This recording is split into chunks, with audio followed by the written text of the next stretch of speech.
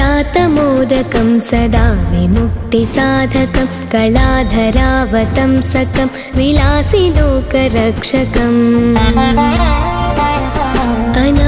अनायकैकनायकं विनाशिते भदैत्यकं नताशुभाशुनाशकं नमामि तं विनायकम् न तेतरातिभीकरं नवोदितार्कभास्वरं न मत्सुरारिणीचरं न ताधिकापदुर्धरम् सुरेश्वरं निधीश्वरं गजेश्वरं गणेश्वरं महेश्वरं तवाश्रये परात्परं निरन्तरम्